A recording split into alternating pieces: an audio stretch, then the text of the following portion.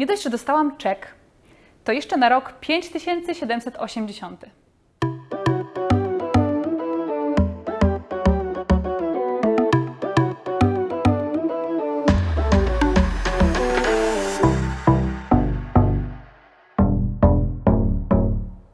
Cześć kochani, tutaj Agata z kanału Izraelia. Zanim w ogóle zaczniemy, chciałabym Wam bardzo podziękować, bo powoli zbliżamy się do 200 subskrybentów. Dziękuję wszystkim widzom, którzy są ze mną od początku. Dziękuję tym nowym, którym się kanał podoba, którzy się angażują, proponują mi tematy na odcinki i cieszę się, że moja praca Wam się podoba. Bardzo mnie to motywuje, daje mi to wiatr w skrzydła. Poza tym osoby, które jeszcze nie zasubskrybowały, a są tutaj częstymi gośćmi, dajcie suba, dajcie łapkę w górę. Dzisiaj pogadamy o bankowości. Będzie to odcinek kanapowy, więc weźcie sobie kawkę, herbatkę i zaczynamy. Z takich dziwniejszych rzeczy, które napotkałam tutaj w Izraelu, i to jest w zasadzie dziwne z tego powodu, że Izrael jest nazywany drugą Doliną Krzemową z racji ilości startupów, high-techów. O tym oczywiście też zrobię oddzielny odcinek. Ale właśnie można byłoby więc się spodziewać, że skoro to jest tak nowoczesny, rozwinięty kraj, nazywany drugą Doliną Krzemową, to i bankowość będzie nowoczesna i rozwinięta, a moim zdaniem jednak sporo rzeczy tutaj nie działa tak, jak powinno. Zacznijmy od tego, że w Izraelu jest 5 takich głównych banków, z czego 2 kontrolują 60% rynku. Więc dlatego też prowizje i opłaty w izraelskich bankach są zazwyczaj wysokie i są za wszystko. Izraelskie banki naliczą Ci po prostu prowizję za praktycznie wszystko. Za wypłatę z bankomatu, za przelew zagraniczny, ale także wewnątrzkrajowy, za posiadanie w ogóle po prostu konta i za wystawienie czeków. Tak, czeków, bo w Izraelu cały czas korzysta się z czeków. Generalnie czeki wypisuje się oczywiście nie za jakieś tam drobne zakupy w sklepie czy coś takiego. Zazwyczaj z czeków korzysta się na przykład przy wynajmie mieszkania. W Izraelu, jeśli wynajmuje się mieszkanie, to podpisuje się kontrakt zazwyczaj na rok i za ten rok z góry płacimy. Z góry w takim sensie, że musimy właścicielowi dać 12 czeków na kolejne 12 miesięcy.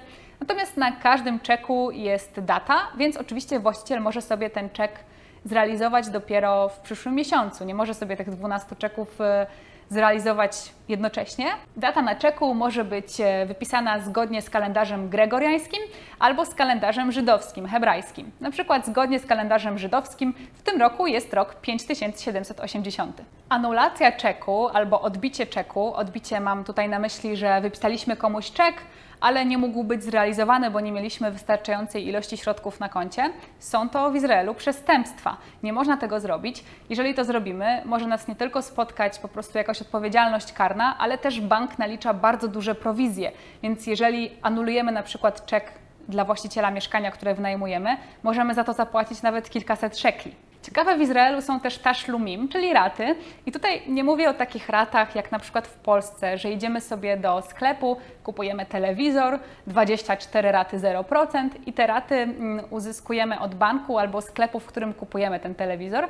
Chodzi tutaj o takie raty, że w Izraelu czegokolwiek nie kupujemy, za cokolwiek nie płacimy. To może być jedzenie w sklepie, bluzka w sklepie odzieżowym, a nawet leczenie za na przykład naszego psa, leczenie weterynaryjne.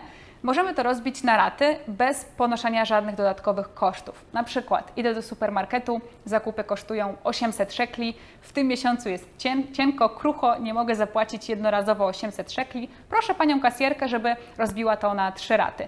I wtedy po prostu przez kolejne 3 miesiące będzie znikało z mojego konta, tam nie wiem, o Jezu, jestem straszna z matematyki, 250-270 szekli miesięcznie. Taszlumim są oczywiście bardzo pomocne, ale też napędzają coś takiego, że Izraelczycy wydają po prostu więcej pieniędzy.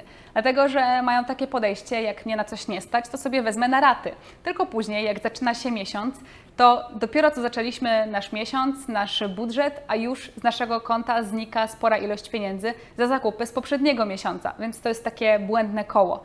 I tutaj właśnie, jeśli chodzi o rozliczanie, jak to tutaj wygląda w Izraelu, to też jest coś, co jest dosyć uciążliwe i nie rozumiem, czemu to tak działa, chociaż znowu, jeśli nie wiadomo o co chodzi, to chodzi o pieniądze. W Izraelu, jak logujemy się do swojego banku, do swojego konta w banku, to widzimy saldo oczywiście, czyli ile mamy pieniędzy I jeżeli wydajemy pieniądze, to one nie znikają z naszego konta. Tak jak na przykład w Polsce, załóżmy, że mam na koncie 1000 zł, poszłam do kina, wydałam 50 zł, to po jednym dniu, maksymalnie 2, będę miała po prostu na koncie 950. Te 50 zł zniknie z mojego konta po zaksięgowaniu. Natomiast w Izraelu, jak się dopiero zjedzie w dół w swojej aplikacji, to na samym dole są wydatki. I tam jest rozpisane na przykład 50 zł za kino, 100 zł za bluzkę, 150 za restaurację. I te wydatki, tak jak mówię, są rozpisywane poniżej salda. One nie znikają z Twojego salda, z Twojego rachunku.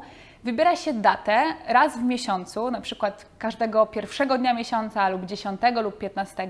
To jest akurat wygodne, bo można sobie to dostosować do dnia, w którym dostajemy wypłatę.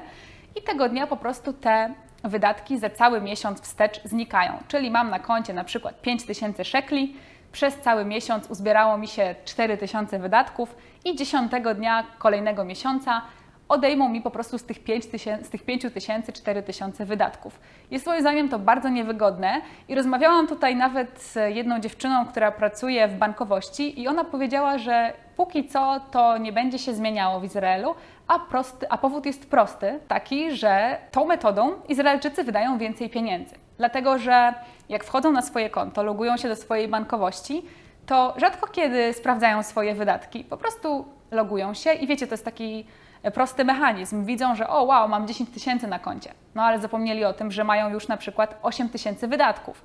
Ale dlatego, że te wydatki nie znikają automatycznie, tylko dopiero po miesiącu, pod koniec miesiąca, to pierwsze co widzisz to te 10 000, więc czujesz się jakby bogatszy, czujesz się, mam więcej pieniędzy, czyli mogę znowu wydać, mogę znowu gdzieś wyjść. Tak samo jeśli chodzi o PIN.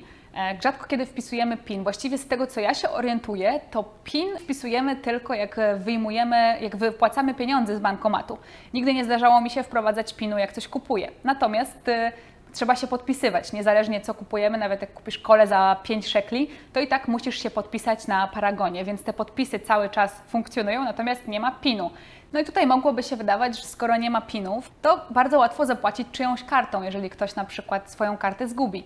Ale okazuje się, że paradoksalnie tak to nie działa, bo pomimo, że znajdziemy czyjąś kartę na przykład i moglibyśmy nią zapłacić, bo nawet nie potrzebujemy PIN-u, żeby to zrobić. Co prawda potrzebujemy się podpisać, ale te podpisy nie są sprawdzane. Pani kasjerka w supermarkecie czy w sklepie z odzieżą nie będzie sprawdzała, czy Twój podpis jest autentyczny. Zresztą Izraelczycy też już są tak zmęczeni podpisywaniem każdego paragonu przy każdych kolejnych zakupach, że często po prostu stawiają jakiś szlaczek zamiast podpisu i nikt tego tak naprawdę nie kontroluje. Może byłoby to sprawdzone, gdyby zdarzyła się jakaś kradzież czy jakieś oszustwo. To pewnie zakładam, że wtedy policja przeglądałaby te paragony i sprawdzała, czy podpisy się zgadzają, ale ogólnie nikt tego nie robi. A pomimo to, jak zdarza się komuś zgubić na przykład swoją kartę, to widzę bardzo często na Facebooku, jak ludzie publikują jakiś post, że znaleźli właśnie czyjąś kartę i proszą znalazcę, żeby się odezwał, to mu oddadzą tę kartę. Więc wydaje mi się, że tutaj Izraelczycy są bardzo uczciwi i solidarni i tych kradzieży faktycznie jest mało, chociaż mogłoby się wydawać, że są przecież dużo łatwiejsze w realizacji. Jakiejkolwiek transakcji byśmy nie wykonali, to poniesiemy tego jakieś koszta. Pomimo, że wykonujemy te transakcje samodzielnie, nie prosimy o pomoc pracownika banku. I właśnie jeśli chodzi o pracownika banku, warto być ze swoim menadżerem, ze swoim opiekunem konta w dobrych stosunkach, dlatego że te opłaty i prowizje można w Izraelu negocjować. Więc jeżeli lubimy się z naszym opiekunem w banku, to bardzo możliwe, że te opłaty będą dużo niższe, czasami nawet o połowę. Nawet PayPass płatność zbliżeniowa jest w Izraelu dość nowa. Pamiętam, że rok temu chciałam właśnie mieć taką kartę, którą mogę płacić zbliżeniowo i nie było to możliwe i byłam w szoku, jak to możliwe, że w 2019 roku nie ma jeszcze tutaj w Izraelu płatności zbliżeniowych. Teraz już są, z tego co się orientuję, bo widziałam, że moja znajoma już ma taką kartę i mówiła mi, że dziwi się, że ja wciąż takiej nie mam. Ale no, tak jak mówię, rok temu to nie było możliwe, więc to jest jakaś świeża sprawa. Wiadomo, że Izrael z racji tego, że tutaj panuje konflikt i jednak sytuacja wygląda trochę inaczej niż w innych krajach, musi stosować jednak wyższe, bardziej zaostrzone środki bezpieczeństwa. Dlatego bardziej zagląda w konta swoich obywateli, w konta bankowe. Nie wiem, czy nazwałabym to inwigilacją, szczerze mówiąc, może to jest za duże słowo. Natomiast są pewne rzeczy, które tutaj, jak ja usłyszałam, to włos zjeżył mi się na głowie. Izrael ma też takie porozumienie ze Stanami Zjednoczonymi, bo Stany Zjednoczone bardzo długo naciskały na Izrael, żeby właśnie takie porozumienie wypracować. No i w końcu im się udało. Obywatele Stanów Zjednoczonych, którzy mają konta bankowe w Izraelu, muszą te dane z ich kont bankowych, Izrael musi je przekazywać władzom Stanów Zjednoczonych, tak żeby obywatele Stanów nie mogli uciec na przykład od płacenia podatków. Izrael ma też dosyć restrykcyjne prawo, jeśli chodzi o zapobieganie prania brudnych pieniędzy i na przykład Twoje dane z konta bankowego, wszystkie Twoje aktywności, których dokonujesz swoją kartą płatniczą, czy wypłaty z bankomatów i tak dalej, są przekazywane władzom. Oczywiście nie na porządku dziennym, zazwyczaj muszą być do tego jakieś podstawy. Natomiast co jest najlepsze, to to, że bank nie musi Cię nawet powiadomić o tym, już nie mówiąc o tym, że oczywiście nie musicie pytać o zgodę, no ale nawet nie musicie o tym powiadomić, poinformować, że przekazał Twoje dane policji czy władzom z jakiegoś tam konkretnego powodu. Może to zrobić po prostu bez żadnego porozumienia z Tobą. Co więcej, wszystkie duże transakcje są automatycznie zgłaszane do Ministerstwa Sprawiedliwości, a przelewy powyżej 200 000 szekli są natychmiast przekazywane do informacji izraelskiego banku centralnego. Dużo agresywniej Izrael też traktuje obywateli, którzy nie płacą należności, czyli na przykład tutaj głównie chodzi o rachunki miejskie, na przykład nie zapłaciliśmy mandatu za parking albo czynszu za mieszkanie, tak samo jak nie zapłaciliśmy za ubezpieczenie, to wtedy mają prawo zamrozić Ci Twoje konto bankowe, a tę kwotę, którą po prostu, mówiąc kolokwialnie, wisisz Izraelowi. Co więcej, nie ma obowiązku uprzedzenia obywatela o tym, że jego konto wkrótce zostanie zamrożone. Nie ma też obowiązku posiadania nakazu sądowego. To można zrobić bez nawet porozumienia z policją. Oczywiście wcześniej zazwyczaj dostaje się pisma i upomnienia, chociaż wiele osób tutaj narzeka, że wcale żadnych pism nie dostawało, a po prostu któregoś dnia zalogowało się na swoje konto i zobaczyło, że jest ono zamrożone. To by było na tyle. Mam nadzieję, że odcinek był ciekawy, że Was nie zanudziłam. Pozdrawiam tych, którzy wytrwali do końca. Dajcie łapki w górę, tak jak wcześniej mówiłam. Zapraszam Was na kolejne odcinki. Buziaki, cześć!